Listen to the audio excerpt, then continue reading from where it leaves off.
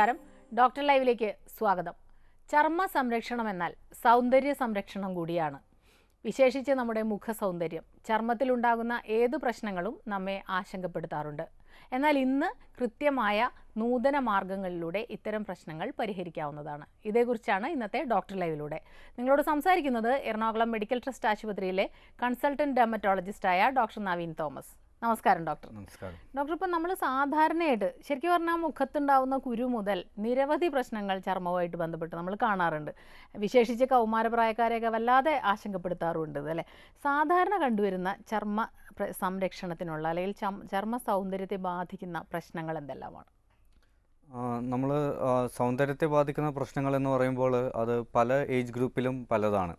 ഇപ്പോൾ നമ്മൾ കൗമാരക്കാരിൽ കൂടുതലായിട്ടും കണ്ടുവരുന്നത്, അതായത് ഒരു 15 വയസ്സ് തൊട്ട് കണ്ടുവരുന്നത് കൂടുതലായിട്ടും പിമ്പിൾസ് അല്ലെങ്കിൽ ആക്നെ എന്ന് പറയുന്ന അസുഖം കൊണ്ടുള്ള പ്രോബ്ലംസാണ്.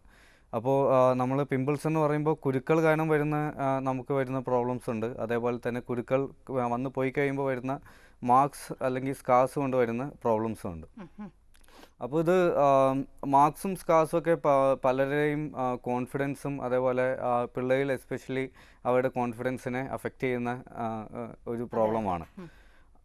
ഇതിൽ നമ്മൾ ട്രീറ്റ്മെൻറ്റിൽ ഏറ്റവും നല്ലത് മാർക്സ് വരുന്നതും സ്കാർസ് വരുന്നതും പ്രിവെൻറ്റ് ചെയ്യുക എന്നുള്ളതാണ്. അപ്പോൾ പിമ്പിൾസിന് ട്രീറ്റ്മെൻറ്റ് ഉണ്ട്. അത് പല ഗ്രേഡിൽ ഉണ്ടാവും. പിമ്പിൾസ് 4 ഗ്രേഡായിട്ട് അത് ഡിവൈഡ് ചെയ്തിട്ടുണ്ട്. അതിൽ ചെറിയ കുരുക്കളായിട്ട് ഗ്രേഡ് 1, ഗ്രേഡ് 2 ഒക്കെ ആണെങ്കിൽ നമുക്ക് ക്രീംസ് കൊണ്ട് തന്നെ അത് കൺട്രോൾ ചെയ്യാൻ പറ്റും. ചിലവർക്ക് കുറച്ചും കൂടി കൂടുതലായിട്ട് അത് ചെറിയ പസ്റ്റ്യൂൾസ് പോലെ അല്ലെങ്കിൽ വലിയ സിസ്റ്റിക് ലീഷൻസ് ആയിട്ട് വരുമ്പോൾ നമുക്ക് പലപ്പോഴും ടാബ്ലറ്റ്സ് വേണ്ടി വരും.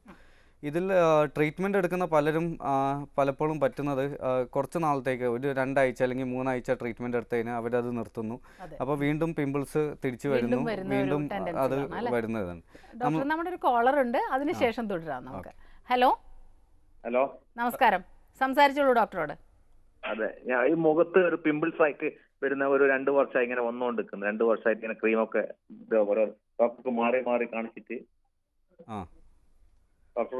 കാണിച്ചിരുന്നു പിമ്പിൾസ്. ഒരു ഡോക്ടർ പറഞ്ഞത് ഡാൻഡ്രഫിന്റെ അലർജിയാന്ന് പറഞ്ഞ്, വേറൊരു ഡോക്ടർ പറയുന്നത് വേറെ മറ്റേ ഫുഡിന്റെ അലർജിയാണ്. അപ്പൊ ഒരു കൺസൾട്ട് ചെയ്യാൻ 2 വർഷമായി ഞാനിങ്ങനെ ഓരോ ക്രീം ഇങ്ങനെ മാറി തേച്ചോണ്ട് ഒരു 10-15 ഡോക്ടറെ കാണിച്ചു ഓൾറെഡി. ഓക്കെ. ഇത് 2 കൊല്ലമായിട്ടാണോ വന്നുകൊണ്ടിരിക്കുന്നത്? 2 കൊല്ലമായി. ഇത് എത്ര നാള് ട്രീറ്റ്മെന്റ് കണ്ടിന്യൂസ് ആയിട്ട് യൂസ് ചെയ്തിട്ടുണ്ടായിരുന്നു? 2 വർഷം, ഏതാണ്ട് 2 വർഷത്തിന്റെ മേലെ. അത് സെയിം ട്രീറ്റ്മെന്റ് തന്നെയാണോ ഉപയോഗിച്ചുകൊണ്ടിരുന്നത്, അതോ മാറിയാണോ? കുറച്ച് ദിവസം ഒരു ഡോക്ടർ 6 മാസം ഒരു ഡോക്ടറെ കോഴ്സ് പൂർത്തിയാക്കും. അപ്പൊ പിന്നെ അത് മാറും, വേറെ ഡോക്ടർ ഇങ്ങനെ കാണിക്കും. ഇതിലൊന്നും മാറി കിട്ടിയിട്ടില്ല. ഇതിൽ മുഖക്കുരു എന്ന് പറയുമ്പോൾ ഞാൻ ഈ നേരത്തെ പറഞ്ഞ പോലെ ട്രീറ്റ്മെന്റ് കുറച്ച് നാളത്തേക്ക് എടുക്കേണ്ടി വരും. ഈ മുഖത്ത് വരുന്ന കുരുക്കൾ മുഖക്കുരു തന്നെ ആകണമെന്നില്ല, വേറെയും കുരുക്കൾ ഉണ്ടാകാം. അപ്പോൾ ആദ്യം അത് മുഖക്കുരു ആണോ എന്ന് നമ്മൾ ഉറപ്പ് വരുത്തണം. മുഖക്കുരു ആണെങ്കിൽ അത് ഏത് എക്സ്റ്റെൻറ്റ് വരെ ഉണ്ടെന്നുള്ളത് നോക്കിയിട്ടാണ് അതിൻ്റെ ട്രീറ്റ്മെൻറ്റ് എടുക്കേണ്ടത്. അപ്പോൾ ക്രീംസ് കൊണ്ട് നമുക്കത് കുറയുന്നില്ലെങ്കിൽ പല സ്റ്റേജസിലും നമ്മൾ ടാബ്ലറ്റായിട്ട് ട്രീറ്റ്മെൻറ്റ് എടുക്കേണ്ടി വരും. ടാബ്ലറ്റ് നമ്മളൊരു 2-3 മാസം എടുക്കുമ്പോൾ അതിൻ്റെ മുഖക്കുരു നമുക്ക് കുറയാനും പിന്നെ വീണ്ടും വരാനുള്ള ചാൻസ്, നമ്മൾ ലോങ്ങർ ഡ്യൂറേഷൻ ട്രീറ്റ്മെൻറ്റ് എടുത്തു കഴിഞ്ഞാൽ വീണ്ടും മുഖക്കുരു വരാനുള്ള ചാൻസസ് കുറയുകയും ചെയ്യും. അടുത്തൊരു കോളിലേക്ക് പോകാം ഡോക്ടർ. ഹലോ. നമസ്കാരം, ഡോക്ടർ ലൈവാണ്, ചോദിച്ചോളൂ ഡോക്ടറോട്. ഡോക്ടറെ, ഞാൻ തൃശ്ശൂർ ഡിസ്ട്രിക്റ്റിൽ നിന്ന് പൊയ്യാന്നൊരു സ്ഥലത്ത് വിളിക്കണേ. എൻ്റെ മകൾക്ക് ഈ സ്കിന്നില് കുരുക്കളും വരാണ്ട് കയ്യിലൊക്കെ മാന്തി ഇങ്ങനെ ചൊറിഞ്ഞിട്ട് എപ്പോഴും പൊട്ടിയിട്ട് കുറെ ചാലക്കുടിയുടെ ഡോക്ടറിനെ കൊണ്ട് കാണിച്ചതാണ്. പക്ഷെ അത് ആ ഓയിൽമെന്റ് തേക്കുമ്പോ നിൽക്കും, വീണ്ടും ഇത് തന്നെ വരും. വെയിലത്തേക്ക് പോയതിനെ പറയാൻ വേണ്ട. ഇത് കുരുക്കൾ വരുന്നത് എവിടെയാ വരുന്നത്? മുഖത്തും കയ്യിലും മാത്രമാണോ വരുന്നത്? കയ്യിലുണ്ട്, ഈ പിന്നെ നമ്മുടെ ഇങ്ങനെ ഈ കഴുത്തിന് നേരെ താഴെ ഡ്രസ് കാണുന്നത് അവിടേക്കില്ല. അപ്പൊ ഒരുപാട് ട്രീറ്റ് ചെയ്തവള് അവിടെ ഇപ്പൊ നിർത്തി. എന്തെങ്കിലും ഓയില് ഭക്ഷണം കഴിക്കണം, ഓയില് ഭക്ഷണമൊക്കെ ഞാൻ ഒഴിവാക്കാൻ പറഞ്ഞു. ഇത് എത്ര നാളായിട്ട് ഇങ്ങനെ വന്നോണ്ടിരിക്കുന്നത്? ചെറുപ്പം തൊട്ടേ ഉള്ളതാണോ അതോ ഈ അടുത്ത് കൂടി വന്നതാണോ? ഇപ്പൊ 3-4 കൊല്ലമായി. അവൾ ഡിഗ്രിക്കൊക്കെ പഠിക്കുമ്പോഴായിരുന്നു കൂടുതല്. ഇപ്പൊ അവള് 25 ഇപ്പൊ വർക്ക് ചെയ്യണ അവള്. അപ്പൊ ഇപ്പൊ അവള് നിർത്തി, അവൾക്ക് സങ്കടം, ഇത് മാറുന്നില്ല, എന്റെ കൈയൊക്കെ കറുത്ത പോലെയൊക്കെ ഇരിക്കണേ എന്നാണ് മിക്ക അവള് ഫുൾ സ്ലീവ് ഒക്കെ ഇടുള്ളൂ. നമ്മൾ പല കുരുക്കൾ വരുമ്പോഴും അത് പിന്നെ വിട്ടുപോകുമ്പോൾ പാടായിട്ട് വരുന്നത്. ഇത് പിമ്പിൾസിന് മാത്രമല്ല, നമുക്ക് വേറെ അലർജീസോ ചൊറിച്ചിലോ അങ്ങനെയൊക്കെ വരുമ്പോഴും വന്നു പോയി കഴിഞ്ഞാൽ പാട് വരുന്നത് നമ്മൾ ആവശ്യത്തിലേറെ ഫ്രിക്ഷൻ വരുന്നതുകൊണ്ടാണ്. അപ്പോൾ നമ്മൾ മാന്തുകയോ അല്ലെങ്കിൽ ഏത് നേരം അത് തടകുകയോ അങ്ങനെയൊക്കെ ചെയ്തു വരുമ്പോൾ, അല്ലെങ്കിൽ ചിലവർക്ക് പിമ്പിൾസ് പൊട്ടിക്കുക അങ്ങനെയൊക്കെ വരുമ്പോഴാണ് കൂടുതലും മാർക്സ് വരാനായിട്ടുള്ള ടെൻഡൻസി ഉള്ളത്.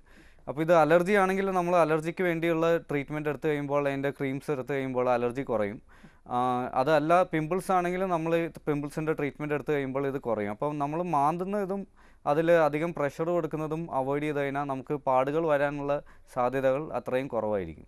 ഓക്കെ, കുട്ടികൾക്ക് പൊതുവേ അങ്ങനെ ഒരു ഇതുണ്ടല്ലോ അല്ലേ, മുഖക്കുരുവൊക്കെ വന്നാൽ അതൊന്ന് കിള്ളുക, പൊട്ടിക്കുക, അത് ശരിക്കും പറഞ്ഞാൽ അത് കൂടുതലും നമുക്ക് മാർക്സ് കൂടുതൽ വരാനായിട്ടുള്ള സാധ്യത അപ്പോൾ കൂടും. പലർക്കും കറുത്ത പാടുകൾ വരുന്നത് നമ്മൾ കുരുക്കൾ കൈകൊണ്ട് പൊട്ടിച്ച് ഇതാകുന്നതുകൊണ്ടാണ്. അപ്പോൾ നമ്മൾ കുരുക്കളുണ്ടെങ്കിൽ ക്രീം മാത്രം ഉപയോഗിക്കുകയാണെങ്കിൽ ഏർലി സ്റ്റേജസിൽ തുടങ്ങിക്കഴിഞ്ഞാൽ അത് പാടൊന്നും ഇല്ലാണ്ട് തന്നെ അത് വന്നു പോയിക്കോളും. അടുത്തൊരു കോളിലേക്ക് പോകാം ഡോക്ടർ. ഹലോ ഹലോ, നമസ്കാരം, ചോദിച്ചോളൂ ഡോക്ടറോട്.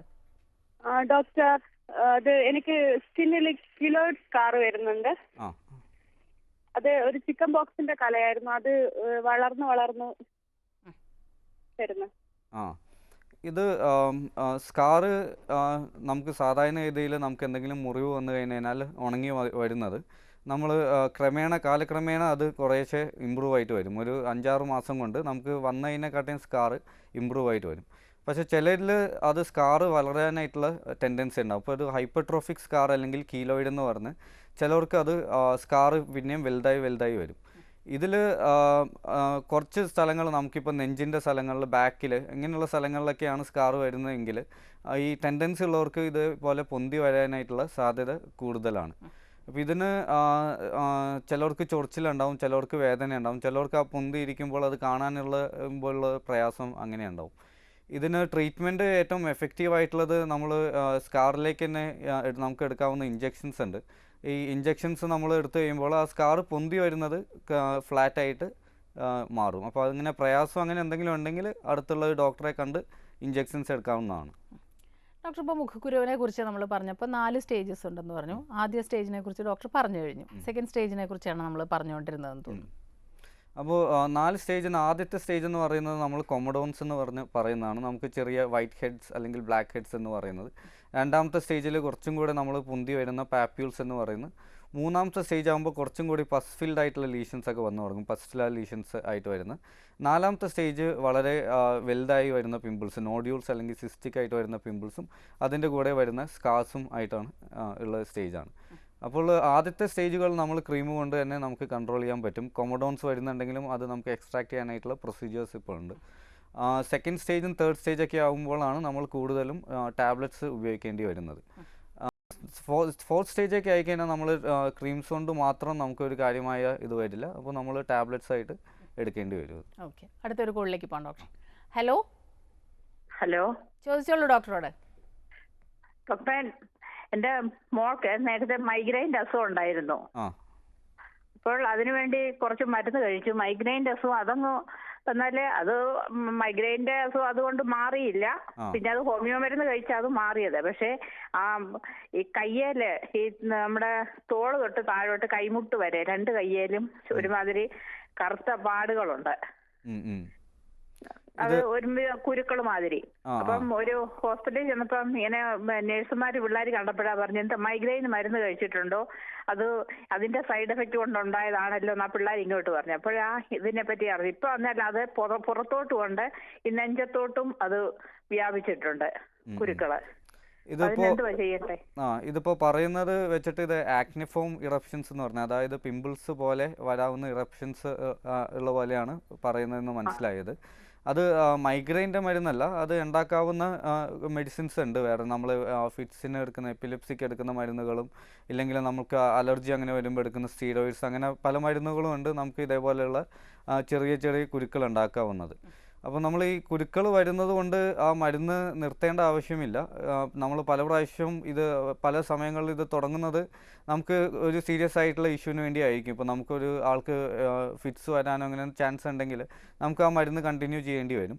ഇത് മരുന്ന് നിർത്തുമ്പോൾ പോകുന്ന കുരുക്കളാണ് സാധാരണഗതിയിൽ. നമ്മൾ മരുന്നിൻ്റെ ആവശ്യം കഴിഞ്ഞാൽ അത് കുറച്ച് നിർത്തി കഴിയുമ്പോൾ കുരുക്കൾ പോകും. അതേപോലെ തന്നെ കുരുക്കൾ ഉള്ളപ്പോൾ നമുക്ക് എടുക്കാവുന്ന ട്രീറ്റ്മെൻറ്റ്സ് ഉണ്ട്. അപ്പോൾ ആ ട്രീറ്റ്മെൻറ്റ് നമ്മൾ ക്രീമുകൾ എടുത്തു കഴിഞ്ഞാൽ ഈ കുരുക്കൾ കുറയാവുന്നതാണ്. ഓക്കെ ഡോക്ടർ, നമുക്കൊരു ഇടവേളയ്ക്ക് ശേഷം തിരികെ വരാം. ഡോക്ടർ ലൈവിൽ ഒരു ഇടവേള.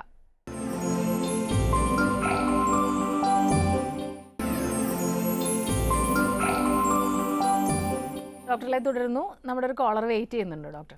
ഹലോ ഹലോ നമസ്കാരം, സംസാരിച്ചോളൂ ഡോക്ടറോട്. പറഞ്ഞോളൂ. ഹലോ ഡോക്ടറെ, പറയൂ. എന്റെ കവളത്ത് രണ്ടു വശത്ത് കറുത്ത പാട് പോലെ വീഴുന്നത്, അതിന് എന്ത് ചെയ്യണമെന്ന്?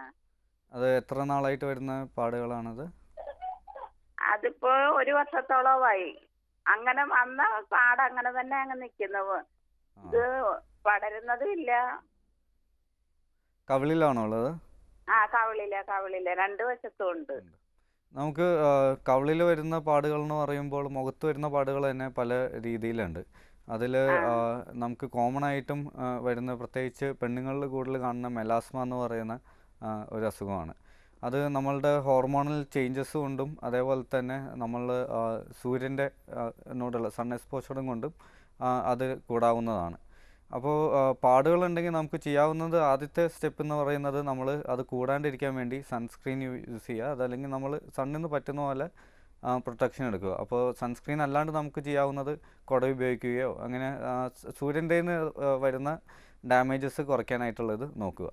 പിന്നെ നമ്മൾ ട്രീറ്റ്മെൻറ്റ് എന്ന് പറയുന്നത് നമ്മൾ മെലാസ്മ എന്ന് പറയുമ്പോൾ 2 രീതിയിലുണ്ട്. അത് ചിലത് എപ്പിഡെർമൽ എന്ന് പറഞ്ഞ മുകളിലത്തെ ലെയറിൽ വരുന്ന പിഗ്മെൻറ്റേഷൻ ഉണ്ട്, ഡെർമൽ എന്ന് പറഞ്ഞ അടിയത്തെ ലെയറിൽ വരുന്ന പിഗ്മെൻറ്റേഷൻ ഉണ്ട്. അപ്പോൾ ഇത് രണ്ടിനും റെസ്പോൺസും വേരി ചെയ്യും. മുകളിലത്തെ ലെയേഴ്സിൽ വരുന്നതാണെങ്കിൽ നമുക്ക് ട്രീറ്റ്മെൻറ്റ് കൊണ്ട്, ക്രീംസ് കൊണ്ട്, അല്ലെങ്കിൽ നമുക്ക് കെമിക്കൽ പീൽ അങ്ങനത്തെ പ്രൊസീജിയേഴ്സോ ലേസേഴ്സൊക്കെ കൊണ്ട് അത് ട്രീറ്റ് ചെയ്യാൻ കുറച്ചും കൂടി എളുപ്പമാണ്. ഡെർമൽ ഇതെന്ന് പറയുന്ന താഴെ ഇതിൽ വരുന്നതാണെങ്കിൽ നമുക്ക് ട്രീറ്റ്മെൻറ്റ് കുറച്ചും കൂടി ബുദ്ധിമുട്ടാണ്. അപ്പോൾ അത് അടുത്തുള്ള ഡെർമറ്റോളജിസ്റ്റിനെ കാണിക്കുക. അപ്പോൾ അത് മെലാസ്മ തന്നെയാണോ എന്ന് ആദ്യം ഉറപ്പ് വരുത്തുക. നമ്മൾ ഏത് പിഗ്മെൻറ്റേഷൻ ആയിക്കഴിഞ്ഞാലും നമ്മൾ സൺ എക്സ്പോഷർ കുറയ്ക്കുന്നത് അത് കൂടാണ്ടിരിക്കാൻ വേണ്ടി സഹായിക്കും. അടുത്തൊരു കോളിലേക്ക് പോകാം ഡോക്ടർ. ഹലോ, ചോദിച്ചോളൂ ഡോക്ടറോട്. ഹലോ, പറഞ്ഞോളൂ. ഞാനിപ്പോ ഈ സംശയം തന്നെ, എന്റെ കവളത്ത് ഇങ്ങനെ കറുത്ത പാട് വന്നിട്ട് ഇപ്പൊ ഒരു 5-6 മാസമായി. എന്താ ചെയ്യാ പറഞ്ഞിട്ടാണ്. ഇത് ഒരേ ചോദ്യമാണെങ്കിൽ പിന്നെ അത് എൻ്റെ ഉത്തരം കേട്ട് കാണുമല്ലോ. അതെ, സെയിം. ഞാൻ നേരത്തെ പറഞ്ഞ പോലെ തന്നെ നമ്മൾ സൺ എക്സ്പോഷർ പറ്റുന്നത്ര പ്രിവെൻറ്റ് ചെയ്യുക. അടുത്തുള്ള ഒരു ഡെർമറ്റോളജിസ്റ്റിനെ കാണുക, അത് തന്നെയാണോ എന്ന് ഉറപ്പ് വരുത്തി അതിന് വേണ്ടിയുള്ള ട്രീറ്റ്മെൻറ്റ് തുടങ്ങാവുന്നതാണ്. ഡോക്ടർ, ഇപ്പം മുഖക്കുരു വന്നു കഴിഞ്ഞാലുള്ള പ്രശ്നങ്ങൾ ഒരു വശത്ത്, അത് കഴിഞ്ഞാൽ മുഖക്കുരു പോയി കഴിഞ്ഞാൽ അതിൻ്റെ പാടുകൾ വല്ലാതെ ടെൻഷൻ ഉണ്ടാകും. ഇതിനി പോവില്ലേ എന്നുള്ളൊരു പേടി. അപ്പോൾ ഈ പാടുകൾക്ക് എന്താണ് ചികിത്സ? നമ്മൾ മുഖക്കുരു വന്നു കഴിഞ്ഞാൽ വരുന്ന പാടുകൾ എന്ന് പറയുമ്പോൾ ഒന്ന് പിഗ്മെൻറ്റേഷനായിട്ട് നമ്മൾ കറുത്ത പാടുകളായിട്ട് വരുന്നത്. പിന്നെ നമ്മൾ കുരിഞ്ഞ് ഇങ്ങനെ ചെറിയ ഇതിൽ പലരുടെ മുഖത്ത് ശ്രദ്ധിച്ചിട്ടുണ്ടാവും, വന്നു പോയി കഴിഞ്ഞിട്ട് സ്കാർസായിട്ട് വരുന്ന പാടുകളുണ്ട്. അപ്പോൾ ഇതിന് രണ്ടിനും ട്രീറ്റ്മെൻറ്റ് ഉണ്ട്. അപ്പോൾ പിഗ്മെൻറ്റേഷൻ കുറച്ചും കൂടി എളുപ്പം നമുക്ക് ട്രീറ്റ് ചെയ്യാവുന്നതാണ്. അതിന് ക്രീംസ് ഉണ്ട് പിഗ്മെൻറ്റേഷൻ കുറയ്ക്കാൻ. കെമിക്കൽ പീൽസ് എന്ന് പറഞ്ഞിട്ടുള്ള പ്രൊസീജിയേഴ്സ്, അത് ഈ പിഗ്മെൻറ്റേഷൻ മാത്രമല്ല, നമ്മൾ പിമ്പിൾസ് വരുന്നത് നമ്മളുടെ ഫേസിലെ ഓയിൽ കണ്ടൻറ്റ് കുറയ്ക്കാനൊക്കെ സഹായിക്കും. നമ്മൾ സ്കാർസായിട്ട് വരുമ്പോൾ അതിൻ്റെ ട്രീറ്റ്മെൻറ്റ് കുറച്ചും കൂടി ചേഞ്ച് ആവും. നമ്മൾ പ്രൊസീജിയറായിട്ട് ചെയ്യുന്ന ഇപ്പോൾ ഡെർമാ റോളർ, ലേസേഴ്സ്, അല്ലെങ്കിൽ മൈക്രോ നീഡ്ലിംഗ്, RF ഇങ്ങനെയൊക്കെ പറഞ്ഞാൽ ഇപ്പോൾ ലാസ്റ്റ് ഒരു 10 ഇയേഴ്സിൽ ഇതിനു വേണ്ടി സയൻറ്റിഫിക്കലി പ്രൂവൺ ആയിട്ടുള്ള പല പ്രൊസീജിയേഴ്സും ഉണ്ട്. അപ്പോൾ ഈ പ്രൊസീജിയേഴ്സ് എടുത്ത് കഴിയുമ്പോൾ നമ്മളുടെ സ്കാർസ് നിലവിലുള്ള സ്കാർസിനെക്കാട്ടും മച്ച് ബെറ്ററായിട്ട് വരും. നമ്മളൊരു സോഷ്യൽ ഡിസ്റ്റൻസിൽ കാണുമ്പോൾ നമ്മൾ അത് പെട്ടെന്ന് അറിയാത്ത വിധത്തിൽ വരും. നമ്മൾ സ്കാർസ് ശരിയാകുമെന്ന് പറയുമ്പോഴും നമ്മൾ ഒരു റിയാലിറ്റി എക്സ്പെക്റ്റ് ചെയ്തിട്ട് വേണം ട്രീറ്റ്മെൻറ്റിന് വേണ്ടി പോകാൻ. പലർക്കും പറ്റുന്നത് അവർ എക്സ്പെക്റ്റ് ചെയ്യുന്നതും ആക്ച്വൽ റിയാലിറ്റിയും തമ്മിൽ വ്യത്യാസം ഉണ്ടാവും. അപ്പോൾ അത് പ്രൊസീജിയേഴ്സിന് വേണ്ടി പൈസ ചിലവാക്കി എല്ലാം കഴിഞ്ഞ് ആ ഒരു എക്സ്പെക്റ്റേഷൻ കിട്ടിയില്ല എന്നുള്ളൊരു പ്രോബ്ലം വരും. അപ്പോൾ ട്രീറ്റ്മെൻറ്റ് എടുത്തു കഴിയുമ്പോൾ ഡെഫിനറ്റ്ലി ഇമ്പ്രൂവ്ഡ് ആവും. അതെല്ലാം സയൻറ്റിഫിക്കലി പ്രൂവ്ഡ് ആയിട്ടുള്ള ട്രീറ്റ്മെൻറ്റ്സ് ആണ്. പക്ഷേ ഒരു 100% നോർമൽ സ്കിന്ന് പോലെ തിരിച്ച് വന്നോളണമെന്നില്ല. എന്നാലും നമുക്ക് നല്ലൊരു ഇമ്പ്രൂവ്മെൻറ്റ് കിട്ടും. അടുത്തൊരു കോളിലേക്ക് പോകാം ഡോക്ടർ. ഹലോ, നമസ്കാരം, സംസാരിച്ചോളൂ. ഹലോ, പറഞ്ഞോളൂ. ഹലോ, നഖം കൊണ്ട് മുറിഞ്ഞതാണ് എൻ്റെ മുഖം. അപ്പോൾ ഇപ്പൊ ഞാൻ 10th പഠിച്ചപ്പോ വന്നതാണ്, പിന്നെ മാറിയിട്ടില്ല. എന്താ സ്കാറായിട്ടാണോ ഉള്ളത്? മുഖത്ത് പാട് പോലെയാണോ ഉള്ളത്? അതെ അതെ. അത് കളർ ചേഞ്ച് ആണോ പറയുന്നത്, അതോ പാടായിട്ട് ഇങ്ങനെ ഒരു മാർക്ക് പോലെ പൊന്തിരിക്കുക അങ്ങനെ എന്തെങ്കിലും ഉണ്ടോ? മാർക്ക് പോലെ പൊങ്ങിയിരിക്കുകയാണ്. ഇത് നമ്മൾ മുഖത്ത് വരുന്ന സ്കാർ, മുഖത്ത് മാത്രമല്ല ഇവിടെ വരുന്ന സ്കാറിനായാലും സ്കാർ റിവിഷൻ ട്രീറ്റ്മെൻറ്റ് ആയിട്ടുണ്ട്. അപ്പോൾ സ്കാറ് നമ്മൾ കൂടുതലും എവിഡൻ്റ് ആകുന്നത് നമ്മളത് ഇരിക്കുന്ന ആംഗിൾ അല്ലെങ്കിൽ ആ ഡയറക്ഷൻ കൊണ്ട്. ഇപ്പോൾ നമ്മൾ ഫേസിൽ തന്നെ നമ്മൾ നോക്കുമ്പോൾ പെട്ടെന്ന് നോട്ടീസ് ചെയ്യുന്ന സ്ഥലങ്ങൾ കുറച്ചുണ്ട്, പെട്ടെന്ന് നോട്ടീസ് ചെയ്യാത്ത സ്ഥലങ്ങൾ കുറച്ചുണ്ട്. അതേപോലെ തന്നെ സ്കിന്നിലെ ടെൻഷൻ ലൈൻസ് എന്ന് പറഞ്ഞിട്ടുണ്ട്. അപ്പോൾ നമ്മൾ അതനുസരിച്ചിട്ട് നമ്മളുടെ സ്കാറിൻ്റെ ഔട്ട്കം വേരി ചെയ്യും. അപ്പോൾ പലപ്പോഴും നമുക്ക് സ്കാർ വന്നു കഴിഞ്ഞാൽ അത് ഇമ്പ്രൂവ് ചെയ്യണമെങ്കിൽ അത് ഒന്നെങ്കിൽ അത് റിവൈസ് ചെയ്ത് വേറെ ആ ഒരു പെട്ടെന്ന് നോട്ടീസ് ചെയ്യാത്ത രീതിയിൽ ആക്കാവുന്ന പോലെ ഉള്ള സ്കാറാക്കി മാറ്റി തീർക്കാൻ പറ്റും. അപ്പോൾ അത് അടുത്തുള്ള ഒരു പ്ലാസ്റ്റിക് സർജൻ അല്ലെങ്കിൽ ഡെർമറ്റോളജിസ്റ്റിനെ കണ്ട് അതിനെപ്പറ്റി ഡിസ്കസ് ചെയ്യാവുന്നതാണ്. അടുത്തൊരു കോളിലേക്ക് പോകാം ഡോക്ടർ. ഹലോ ഹലോ, ഡോക്ടർ ലൈവാണ്, ചോദിച്ചോളൂ. ഞാൻ ഖത്തറിന്നാണ് വിളിക്കുന്നത്. പറയാം. എന്റെ ഡോക്ടർ, എന്റെ കണ്ണിന്റെ രണ്ട് കണ്ണിന്റെയും താഴെ ഈ സ്കിന്നിൽ ഒരു മൊയ മാതിരി രണ്ട് ഭാഗത്തും. ഇപ്പൊ നമ്മളെ ഈ നിങ്ങളുടെ കൂടെ ഇരിക്കുന്ന ആങ്കറെ കണ്ണിന്റെ താഴെ ശ്രദ്ധിച്ചോ ചെറുതായിട്ട്? എന്റെ കണ്ണിന്റെ താഴെ ഉണ്ടെന്നാണ് അവർ പറയുന്നത്, തടിപ്പ്. അപ്പൊ അതെന്തുകൊണ്ട് ഉണ്ടാവുന്നു എന്നുള്ളതാണ്. നമ്മൾ കണ്ണിന്റെ താഴെ വരുന്ന ഇത് അത് പല കാരണങ്ങളുണ്ട്. നമ്മൾ പിള്ളേരിൽ ചിലവർക്ക് ഈ ഏറ്റോപിക് ഡെർമറ്റൈറ്റിസ് എന്ന് പറഞ്ഞാൽ അലർജി വരാൻ ടെൻഡൻസി ഉള്ളവർക്ക് കണ്ണിൻ്റെ താഴെ ഒരു ഫോൾഡായിട്ട് വരുന്നത് യൂഷ്വലി ഉള്ളതാണ്. അത് അല്ലാണ്ട് തന്നെ നമുക്ക് കണ്ണിൻ്റെ താഴെ ചിലവർക്ക് പിഗ്മെൻറ്റേഷൻ ആയിട്ടുള്ള പ്രോബ്ലംസ് ഉണ്ടാവും. പെരി ഓർബൈറ്റൽ മെലനോസിസ് എന്ന് പറഞ്ഞിട്ട് കണ്ണിന് ചുറ്റും വരുന്ന പിഗ്മെൻറ്റേഷൻ. അത് പൊതുവേ ട്രീറ്റ്മെൻറ്റിനോട് കുറച്ച് റെസിസ്റ്റൻ്റ് ആണ്. പക്ഷെ നമുക്ക് ഇതേപോലെ നിലവിലുള്ള ട്രീറ്റ്മെൻറ്റ് എന്ന് പറയുന്നത് ക്രീംസും അതേപോലെ തന്നെ കെമിക്കൽ പീൽസും ആയിട്ട് ഉള്ള ട്രീറ്റ്മെൻറ്റ്സ് ആണ്. ചിലവർക്ക് കണ്ണിൻ്റെ താഴെ ഏജ് ആയി കഴിയുമ്പോൾ നമ്മളൊരു 35-40 വയസ്സിന് മുകളിലുള്ളവർക്ക് അവിടെ ഒരു ചെറിയ വോളിയം ലോസ് കാരണം വരുന്ന ചേഞ്ചസ് ഉണ്ടാവും. അപ്പോൾ അതിനുള്ള ട്രീറ്റ്മെൻറ്റ് എന്ന് പറയുന്നത് ഫില്ലേഴ്സ് എന്ന് പറഞ്ഞാൽ നമ്മൾ വോളിയം റീപ്ലേസ്മെൻറ്റ് ചെയ്യുന്നതാണ്. അപ്പോൾ കണ്ണിന് താഴെ വരുന്ന ഫോൾസും പിഗ്മെൻറ്റേഷനും പല റീസൺസ് ഉണ്ട്. അപ്പോൾ ഓരോ റീസണും അതനുസരിച്ചിട്ടുള്ള ട്രീറ്റ്മെൻറ്റാണ് നമ്മൾ എടുക്കേണ്ടത്. ഡോക്ടർ, നമുക്കൊരു ഇടവേളയ്ക്ക് ശേഷം തിരികെ വരാം. ഡോക്ടർ ലൈവിൽ ഒരു ഇടവേള കൂടി.